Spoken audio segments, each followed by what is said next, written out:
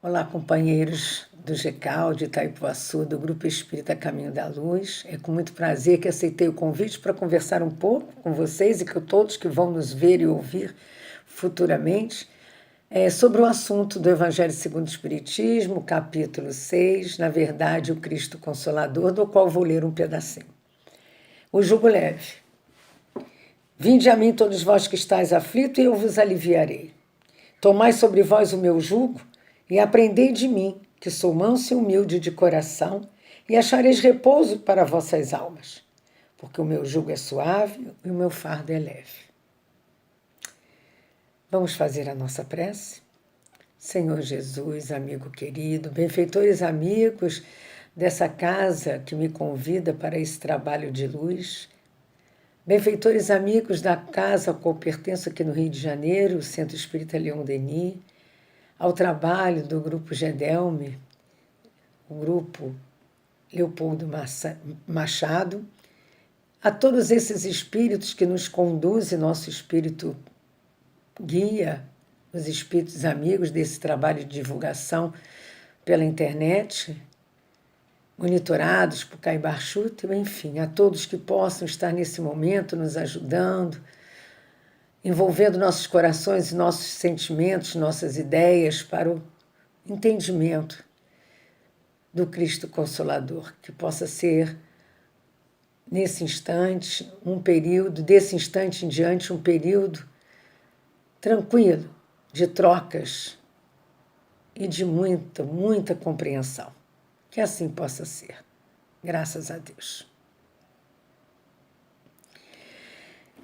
Amigos, o Cristo Consolador, como será que Ele consola, né?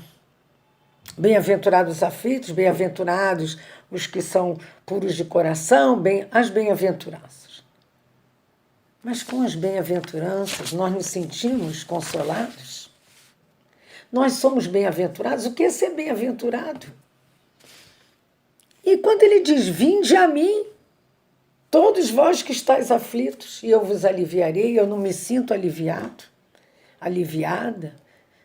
Como nos disse Eurípides Bassanufo, quando lia isso, eu vejo as pessoas morrerem e ninguém é aliviado, pessoas do bem. Como entender isso? E como entender o jugo suave, o fardo é leve? Tomai sobre vós o meu jugo. Se o meu jugo já está difícil, quanto mais tomar mais. O que Jesus quis dizer com isso? O que é jugo? O fardo de Jesus é leve? O que ele passou foi leve? Será que ele quer dizer que o que ele viveu foi leve, o nosso fardo é leve perante o dele? Ou quer dizer, sei não, é assim que ele vai nos consolar? Será que nós conseguimos, ao ler tudo isso que está aqui, termos um outro entendimento? Bom, professor é fogo, né? Vai logo procurar um dicionáriozinho para entender as palavras. Consolar. Bom, consolar é aliviar, suavizar, mas é também resignar. Resignar, confortar. Mas olha, confortar é diferente de se conformar e acomodar, hein? Não é olhar a situação e dizer, ou pensar assim, Deus é quem sabe, Deus quer assim, o que é que eu vou fazer? Não, é mudar o sentir. Sentir, mudar pela verdade, porque só o entendimento da situação, só o entendimento das palavras do Cristo é que podem nos levar a atenuar nossa dor, a compreender por que nós estamos passando isso ou aquilo, não fizemos nada, ou aparentemente achamos que não fizemos. Na verdade, consolar alguém é observar a necessidade desse alguém e tentar apoiar. Mas para isso também o outro tem que estar a fim de, tem que aprender também a entender e a renunciar, mas renunciar perante as prioridades espirituais. Porque renunciar perante a vida material e atual, a gente fica, mas por que eu vou abrir mão se fulano não sei o quê, pior do que eu, ou fulano também não abriu, por que eu é que tenho que abrir mão, por que... Não é assim que a gente fica? Sempre o outro tem que fazer alguma coisa, né? Mas tem aquela frase que eu gravo, sempre escrevo na minha agenda todo o início do ano, que quando me dá alguma confusão mental, eu vou lá ler. Todas as coisas nos são lícitas, mas nem todas nos convêm, disse Paulo aos Coríntios. Mas será mesmo? Vamos compreender melhor o Cristo Consolador? Vamos compreender melhor quando ele diz que o jugo é leve? O que é jugo? Se nós estivéssemos num grupo interativo, eu ia dizer, vamos pensar. Mas aqui não é um grupo interativo, é só das emoções e das ideias. Mas vamos pensar. Pesquisando, verificamos que no Velho Testamento era um símbolo de servidão. Está sobre o meu jugo, sobre o meu domínio, sobre o meu poder. Mas também mostra uma outra ideia, que quando você está sob o domínio, sobre esse símbolo de servidão, todos ali a servir, vocês também se unem. Eu digo vocês ou nós, né? Tem que me incluir nessa. Quando a gente está sob o jugo de algo, a gente se une sobre aquele algo. Né? Mas depende do algo que a gente está se unindo e como, né? Estamos nos unindo por medo, por força, por disciplina, por entendimento, por necessidade, por esperteza, não é verdade? Mas, na verdade, a gente, quando vai pesquisar, vê que jugo, eu nem sabia, quer dizer, sabia, não agora, porque já estudei um pouco sobre esse assunto anteriormente. Jugo é aquela peça de madeira que une dois animais. E aí, com isso, ele é utilizado para unir os animais. Mas para quê? Porque assim eles são obrigados a andar, ó, no mesmo compasso. Eles são obrigados a, na verdade, ir numa mesma direção. Não dá para um ir para um lado, outro ir para o outro. Um puxar um, outro puxar outro. Eles têm que andar num certo equilíbrio, numa certa disciplina e harmonia, um dependendo do outro. Isso dá muita coisa para pensar, né? De forma assim, metafórica, vamos dizer, né? Nós podemos pensar sobre isso, né? Que também obriga os dois a trabalharem juntos, não é verdade? Esse jugo faz com que eles fiquem ali. Mas também pode significar essa opressão que uma pessoa carrega. Ela carrega um peso, um jugo, né? Ela está dominada pelos seus próprios problemas, ela não vê caminho, então ela se permite, né? O jugo, aquela imposição a si mesma. Sempre doente, só fala de doença, só está naquele jugo, daquele poder, daquelas situações, né? Difíceis, mas que às vezes a pessoa coloca assim como, vamos dizer, uma coisa que se repete, só vê aquilo, só se mantém naquele... Aí entra em depressão, entram as mágoas, os ódios, as raivas, entram todos os sentimentos pesados, negativos, né? E ela só fica naquela direção, só bate naquela tecla. Pensamentos todos são pensamentos os mesmos, né? Plasma sempre a mesma coisa. No Novo Testamento, a ideia de jugo, Jesus oferece o jugo, né? Ele mostra assim, o jugo é suave porque ele oferece lenitivo para auxiliar nessa caminhada dessa disciplina que nós temos que ter. Então, resumidamente, vale a pena a gente lembrar o que diz aqui, né? Todos os sofrimentos, misérias, decepções, dores físicas, perdas de gente com heridos, encontram sua consolação na fé no futuro e na confiança na justiça de Deus que o Cristo vem ensinar aos homens. Vinde a mim, todos vós que estáis fatigados, aflitos, e eu vos aliviarei. Está no item 2 hoje do Evangelho para as nossas lembranças. Mas ele coloca uma condição para isso, né? Para nós chegarmos a essa questão dessa felicidade, né? De ter esse amor. Está na lei, está na lei. Seu jugo, né? Aquela travessão de madeira que nos leva na disciplina, está na lei, é obedecer à lei. Essa lei é até suave, mas ela impõe também que a gente cumpra deveres, que a gente saiba fazer a caridade, que a gente saiba difundir e trabalhar a lei do amor, né? Então, não é tão fácil para nós. Às vezes a gente até diz, nos tempos de hoje, então, Deus... isso ele falou antigamente, mas hoje é muito mais difícil. Será que é isso mesmo? Hein? Então, vamos nós pensarmos um pouco mais sobre isso. O Cristo Consolador é porque é aquele que, junto de nós que estamos aflitos, pode amparar a tal ponto... Aí vocês vão, que me livra do sofrimento. Que diminui, atenua a minha situação, a minha questão. Espera aí. Aquele que junto de nós, então eu tenho que trazer ele para junto de nós, de junto de mim. Como eu vou trazê-lo? Livro dos Espíritos nos dá uns caminhos. Podem ter certeza.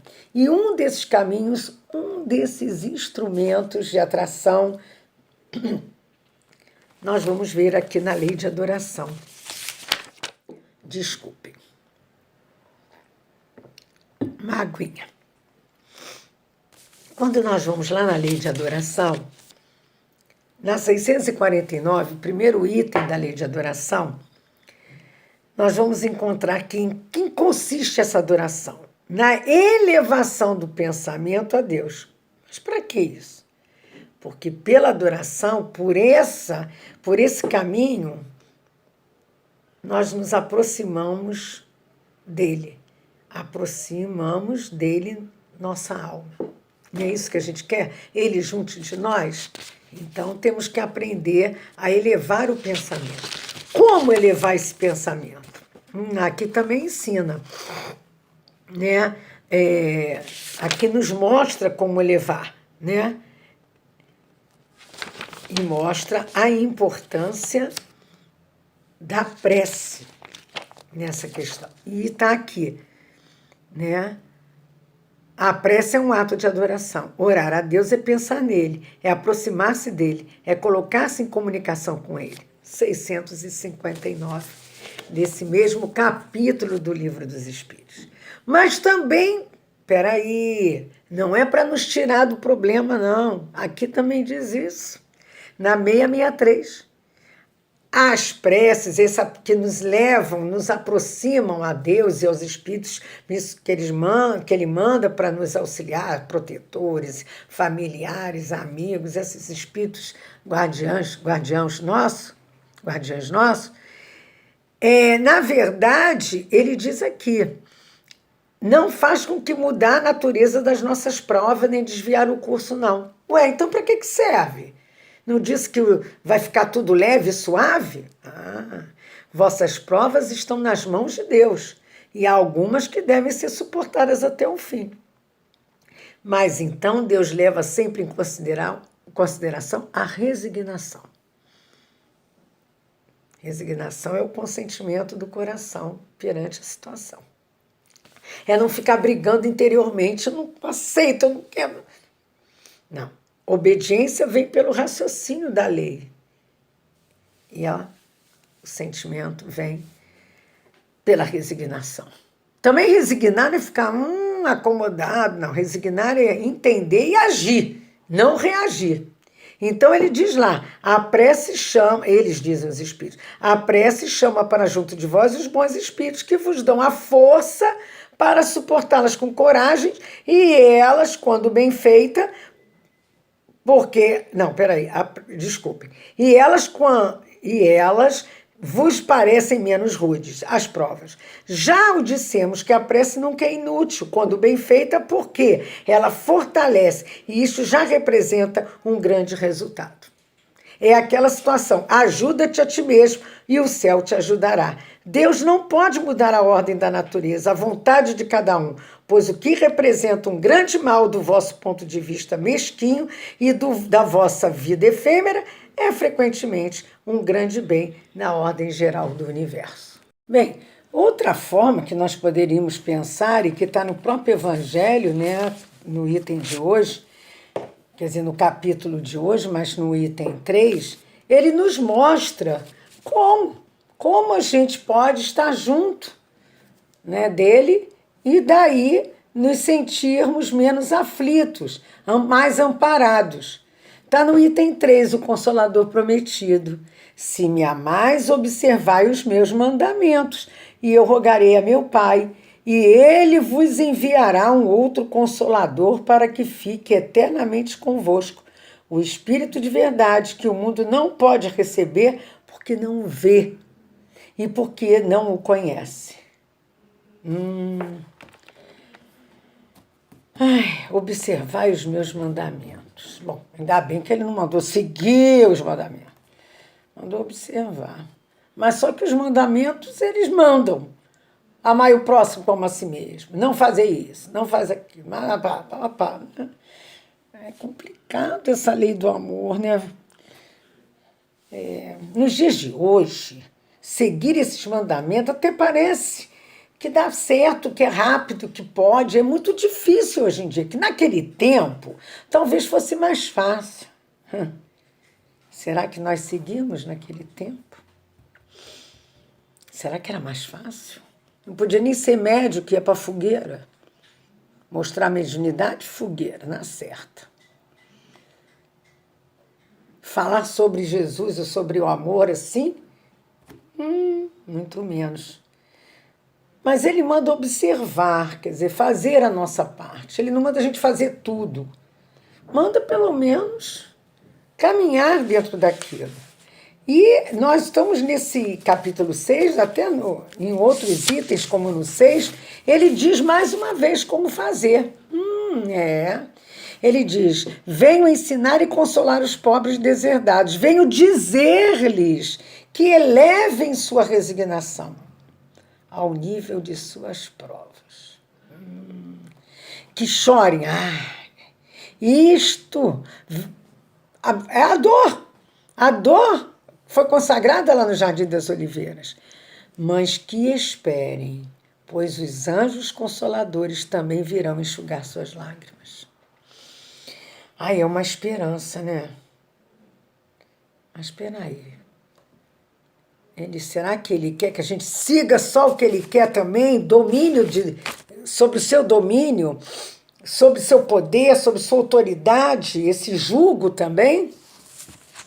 Bom, sim, porque fazer isso que ele pede é praticamente impossível, né? Essa observância dos mandamentos. Bom, mas fala aqui, né? Resignar, chorar, resignar de acordo com as provas, né? E resignar diante de tudo que a gente está vendo, que a humanidade está passando, acho que é meio difícil. Eu acho que eu ainda não entendi as solicitações do Consolador. Ainda não está dando para eu caminhar nisso. Muitas vezes a gente pensa assim, não é verdade? Mas é bom que a gente vá buscar esse entendimento quando, na Gênese, nós temos no capítulo 1 alguns esclarecimentos sobre essa questão do Consolador, sobre essa questão da resignação, das provas, do seguir os mandamentos, né? Dessa consolação nos chegar, de como ela chega, como buscar. Diz lá para nós, nos itens de 25 a 28, eu vou ler só algumas partes para relembrar em nossas mentes algumas falas necessárias para o nosso caminhar. Toda a doutrina do Cristo está fundada sobre o caráter que ele atribui à divindade. Com um Deus imparcial, soberanamente justo, bom e misericordioso. Ele pode fazer do amor de Deus e da caridade para com o próximo a condição indispensável da salvação e dizer: nisto estão toda a lei e os profetas, não existe outra lei. E sobre essa crença apenas ele pode assentar o princípio da igualdade dos homens perante Deus e da fraternidade universal. Bom, primeiro, Deus é justo. É misericordioso, é bom, mas ele é justo. Então, nada que nós tenhamos passando, nenhuma aflição é injusta. Agora, ele é misericordioso e bom, ele nos traz uma forma de nós chegarmos a ter resignação e passarmos melhor sobre aquelas nossas aflições, dificuldades. Ele diz, olha bem, aqui mais uma lembrança, fazer do amor a esse Deus e da caridade para com o próximo. Amar a Deus sobre todas as coisas. O que será amar a Deus sobre todas as coisas? É assim. Bom, eu amo a Deus, mas espera aí. Farinha do meu pirão é primeiro. Será que é assim? Não, mas eu não faço assim, eu até dou, ajudo, mas espera aí. Também tudo tem seu limite. Qual é o tipo de ajuda? Não, peraí. Tem gente que tem que... Não dá, não é possível a gente ficar orando para essas pessoas. Isso é muita coisa para mim. O escândalo há de vir. O negócio é por onde vem, por quem vem. E como eu me vejo, como é que é essa minha indignação perante tudo isso. E diz mais aqui na Gênesis, a revelação dos verdadeiros atributos da divindade junto à imortalidade da alma e à vida futura modifica profundamente essas relações dos homens, dá novas obrigações, mas faz a gente encarar a vida presente de um novo aspecto. E aí demais, se não faz, devia, por isso mesmo, reagir sobre os costumes e as relações sociais e mudar. Se não muda, nós ainda não estamos entendendo, estamos na teoria. Estamos na teoria. Porque eu saber que existem causas anteriores das aflições, vidas anteriores, imortalidade, comunicabilidade, reencarnação, né? Que eu não estou à toa no ambiente que eu estou, que apesar de ter livre-arbítrio, eu tenho os protetores, mas eu também planejei a minha encarnação. Geralmente a gente planeja. Só é compulsório quando... Viu que se não vier compulsoriamente, a gente não caminha. Então, quando tem essas questões todas, a gente tem que pensar sobre isso. E diz mais aqui a Gênesis para nós. Mas o Cristo ainda acrescentou, muitas das coisas que vos digo ainda não as podeis compreender. E muitas outras eu teria para dizer que não compreenderias. A gente compreende alguma coisa quando a gente lembra causas anteriores, imortalidade, vida futura. Isso quem nos trouxe? Quem nos consola com isso? Qual foi essa mudança em nossa mente? Se não foi, se não fez, devia. Por quê? Por isso vos falo, ele disse, por parábola, mais tarde, porém, eu vos enviarei o Consolador, o Espírito de verdade, que restabelecerá todas as coisas e as explicará a vós. Está em João, está em Mateus. Mas se o Cristo não disse tudo que poderia ter dito, é porque achou necessário deixar certas verdades na penúltima até que nós, homens, estivéssemos em estado de compreensão. Porque não adianta ensinar no jardim da infância... né? Vamos dizer assim, teorema de Pitágoras, né? Tem gente que nem no ensino médio ainda entende a teoria de Pitágoras. Então, temos que ver muito isso com muito carinho, observar, né, essas colocações de Jesus. E quando ele fala do Cristo Consolador, do Espírito de Verdade, aqui no Evangelho segundo o Espiritismo, a vinda do Espírito de Verdade nas instruções dos Espíritos no capítulo 6, nesses itens 5, 6, 7, 8, nos mostra essa vinda, tranquilamente nos mostra essa vinda. E mostra com essa visão, né, do Cristo Consolador, do Consolador Cristo consola, e se a gente não entendeu, não podia entender, a ciência avançou, nós avançamos no entendimento, na compreensão, muitos de nós mais do que outros, outros menos, uns em algumas coisas, outros em outras, mas essa visão do Espírito da Verdade, desse que veio, que é o Consolador prometido, tem que clarear nossa mente. Devia clarear. Se não clareia, alguma coisa aí está falando mais alto. E essa alguma coisa não é a lei de Deus na nossa consciência. Talvez falem mais altos os nossos vícios, as nossas paixões ainda, tudo isso da nossa imperfeição que nós temos que, né, que transformam-se em aflições, porque a gente aí começa a debater diante do que está vendo, e as indignações acontecem, outras coisas acontecem, que nós temos que saber trabalhar. Não é muito fácil, não. Mas, no outro dia eu estava dizendo, eu sempre digo assim, mundo de prova e expiação, mas nós vamos chegar à regeneração. Mas eu nunca pensei que eu ia passar pelo processo de transição. Olha, eu acho que eu achava que eu ia desencarnar e de lá ia apreciar tudo, ver se pode. E aí, quando eu vejo essa lei de destruição acontecendo, que é uma lei de transformação, com essas mudanças todas, que não são mais só mudanças geográficas, mudanças no físico, e sim mudanças morais, coisas que a gente, meu Deus, não é possível, não dá para entender. A gente tem que lembrar do que disse aqui, o Cristo.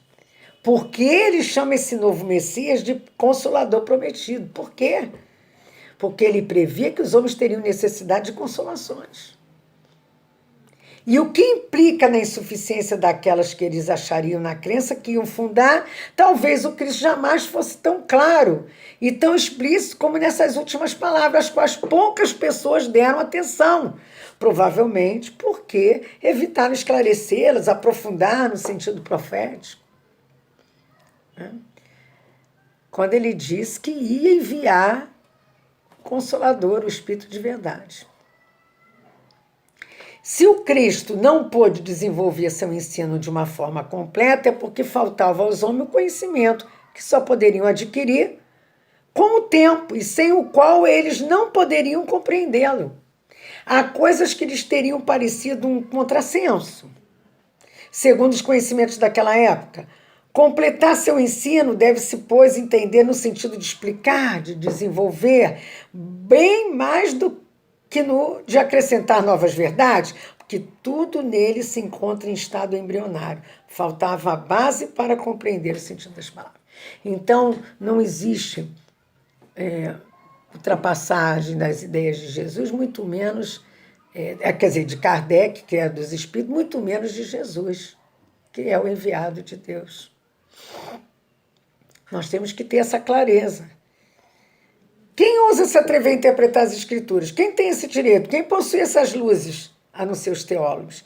Quem ousa a ciência inicialmente? Aí começam as questões nesse sentido, como a Gênese nos traz. Mas eu vou só puxar algumas outras questões aqui para nós pararmos para pensar um pouco mais. E tá no item 30, porque a tarefa da doutrina espírita é de consolar, mas vamos lembrar os ensinamentos de Jesus e o esclarecimento maior das coisas nesse sentido. Mas como fazer isso? Como fazer isso? Nós voltamos lá no Evangelho de hoje, mas no seu item 5, para lembrar aqui algumas questões que a vinda do Espírito da Verdade, marcada pela mensagem do Espírito de Verdade em Paris, em 1860, que ele diz: o Espiritismo, como a minha palavra em tempos passados, deve lembrar aos incrédulos que acima deles reina a verdade imutável. O Deus bom, Deus grandioso, que faz a planta germinar e as ondas se levantarem. Que o homem não consegue fazer isso. Levantar ondas. Bom, pode curtir ondas, né? Fazer um movimento artificial das ondas, né? Diz mais o Espírito de Verdade aqui para nós, e é interessante que a gente lembre, né? Acreditai, aqui no amai, meditai nas coisas que vos são reveladas, não mistureis o joio com bom grão, as utopias, as verdades. Então, para eu discutir outras falas, eu tenho que entender a base que Jesus trouxe. Para entender, eu tenho que entender o modus vivendi, tenho que entender que não era possível entender as palavras, o que significavam, e a doutrina espírita traz isso para nós, através de vários espíritos que assinam, inclusive, os prolegômenos do Livro dos Espíritos, que é a nossa base, não é verdade? E o Evangelho, como está escrito aqui na frente, muito claro, eu adoro essa parte aqui, quando diz aqui para nós, Kardec, que ele não tirou as polêmicas para discutir aqui. Ele trouxe, né? E é o Espírito de Verdade que faz o prefácio. As 4 primeiras partes foram objeto de controvérsias, a última permaneceu inatacável, as matérias contidas nos evangelhos, e diante desse código divino, a própria incredulidade se inclina. Então, essas discussões não são importantes. Né? Não adianta. Devemos usar a razão, não desperdiçar a intuição, mas acreditar na revelação. Mas, para isso, nós vamos olhar essa questão da moral evangélica. Claro, aqui em outras palavras sobre isso. Então, quando nós vamos, né, lá nesse item 5 do capítulo 6 do Evangelho de hoje, nós vamos lendo, não mistureis o joio com o bom grão, quer dizer, é aquela história do joio e trigo, né? Que, aliás, eu descobri que os dois são parecidos, só que um, quando abre, não tem nada dentro, o outro tem. Né? Então, é essa questão. Vamos ouvir aqui o que dizem, o que diz o Espírito de Verdade. Homens fracos, que percebeis as trevas de vossas inteligências, não afasteis a tocha que a clemência divina coloca entre vossas mãos para aclarar vosso caminho e vos reconduzir, filhos perdidos, ao regaço do vosso Pai. Então, não vamos deixar que essa clareza que a doutrina nos traz, por outras coisas, nos deixarmos envolver. Mas está ultrapassado. A gente não estudou profundamente. Nós ainda não conseguimos nem fazer 1/1000 do que está aqui no Evangelho. Então, como é que a gente vai inventar coisas? E é claro, é o Espírito de Verdade que nos diz, ele não é o Consolador prometido, ele não vem clarear o que o Cristo trouxe. Então, nossa atenção tem que ser clara nisso também. Por isso que é bom lembrar, ele diz, Espírita, amai-vos, eis o primeiro mandamento, o primeiro ensinamento. Instruí-vos, eis o segundo. Ele não mandou estudar, mandou instruir. Há uma diferença. Palavras são jogadas assim, mas se você for pesquisar, se nós formos pesquisar, há diferença. Tudo é uma ação. Instrução, né? É uma ação. É ação. Estudar é uma ação. Né? Educação é uma ação. Mas instrução é um ato ou é um efeito de uma coisa mais ampla. Que a gente adquire o conhecimento, mas com uma aplicabilidade de questionamento, de discernimento. Mas não é qualquer discernimento, questionamento, críticas, não, saudável. Que nos traga um benefício. E que nos possibilita uma vivência melhor no caminho do bem na Terra.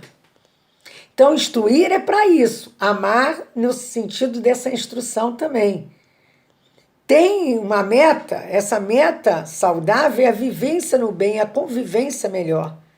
Então, na verdade, essa instrução é a emancipação moral nossa.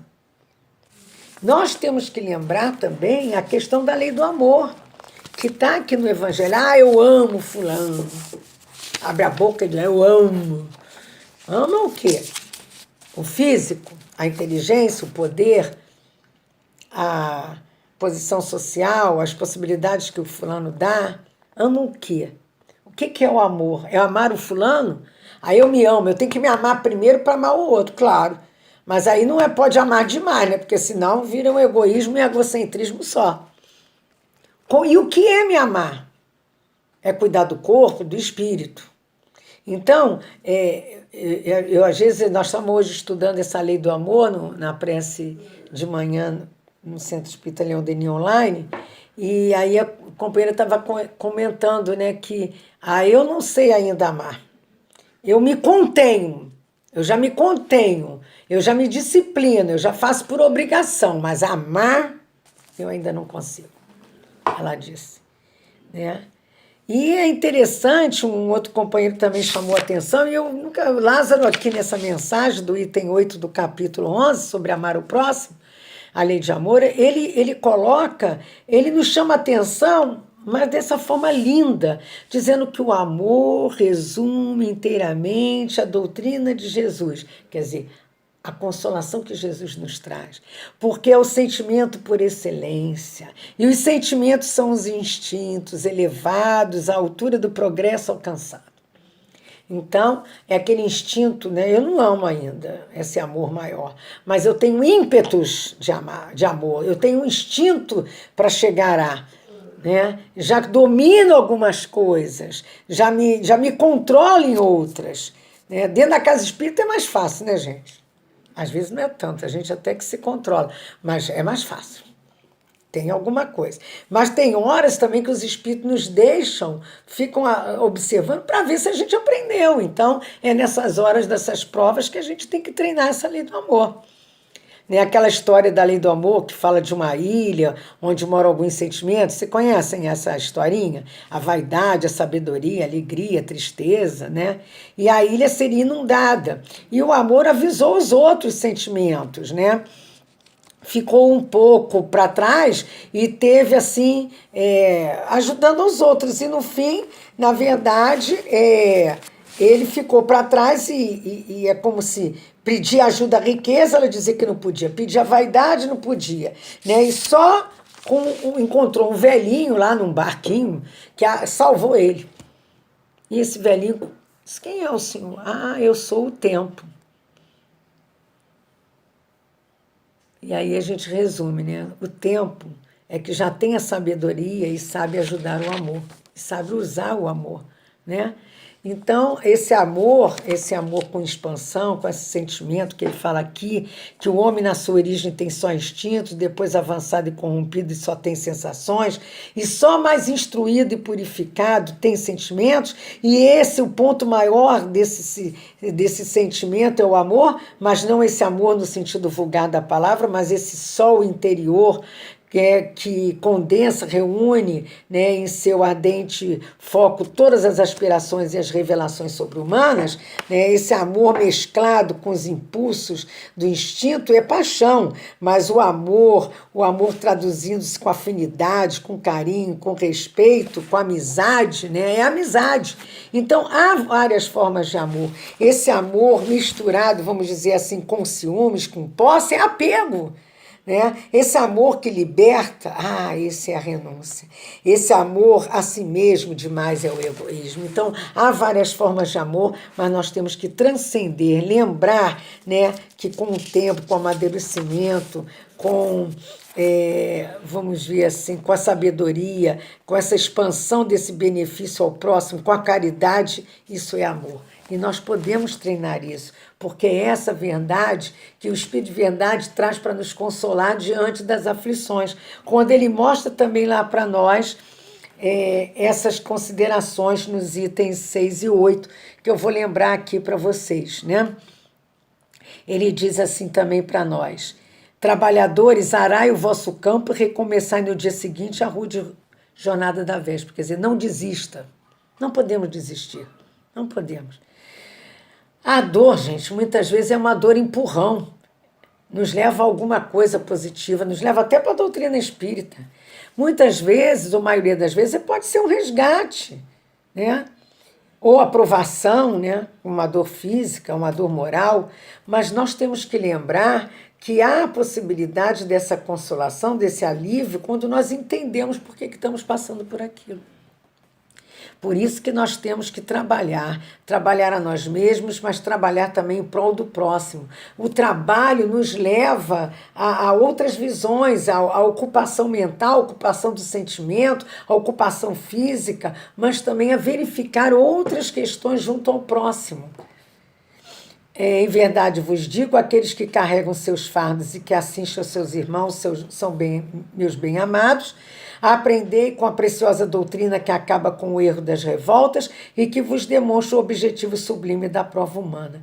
Bebei na fonte do amor e preparai-vos cativos na terra, quer dizer, estamos presos na terra, para um dia vos lançardes, livres e felizes, no seio daquele que vos criou frágeis, para vos tornar perfectíveis, e deseja que modeleis vós mesmos a vossa própria argila, a fim de serdes os artesãos da própria vossa imortalidade. Que coisa linda que está nesse item 6, que traz para nós o Espírito da Verdade, Espírito de Verdade, né?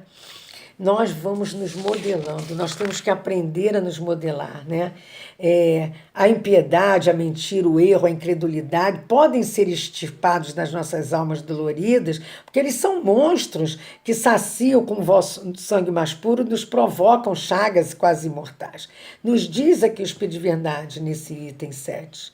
Mas como isso? Vinde, pois, a mim, vós que sofreis e que estáis sobrecarregados, e sereis consolados e aliviados. E diz mais aqui no item 8, Deus consola os humildes e dá força aos aflitos que imploram por ela. O devotamento e a abnegação são uma prece contínua e encerram o ensinamento profundo. O sentimento do dever cumprido vos proporciona a tranquilidade de espírito. Nós sabemos disso. Quando fazemos uma coisa certinha, ai, que alívio. A alma se acalma e o corpo não sofre mais desfalecimentos, visto que quanto mais o espírito é profundamente atingido, mais o corpo sofre.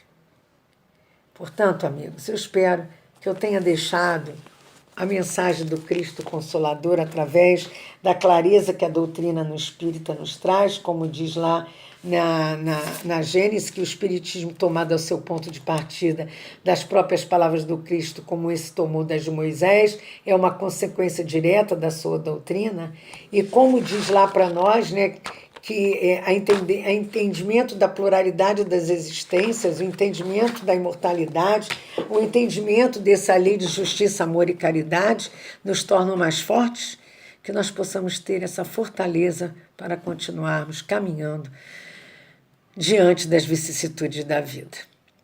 Eu espero que tenha atingido o objetivo do convite que foi nos feito para trazermos alguma conversa com vocês sobre o Cristo Consolador. Vamos fazer a nossa prece. Senhor Jesus, amigo querido, após essa caminhada de lembranças da vossa lei, só podemos dizer, da lei de Deus, né, que trouxe para nós através de vós, só podemos dizer obrigado. Obrigado pelo estudo, obrigado pelas reflexões, obrigado por nos permitir esse contato, esses momentos em que nossa alma pode estar em contato com essas benéficas dos nossos amigos espirituais. E que todos os lares que venham assistir essa pequena contribuição de estudo possam se sentir abençoados, né? E que possamos nos sentir fortalecidos para caminharmos cada vez mais. Fortaleça também esse grupo querido de trabalho, esse grupo que está a caminho da luz em Itaipuaçu, e que possamos, em breve, ter oportunidades de estarmos juntos, em loco, fisicamente, para nos trocarmos melhor, para nos conhecermos melhor. Que essas bênçãos, que eu tenho certeza que caem sobre todos vós, caiam em todos os lares, que possam e precisam ter a presença dos amigos espirituais de luz no dia a dia. Que assim seja, graças a Deus. Obrigado.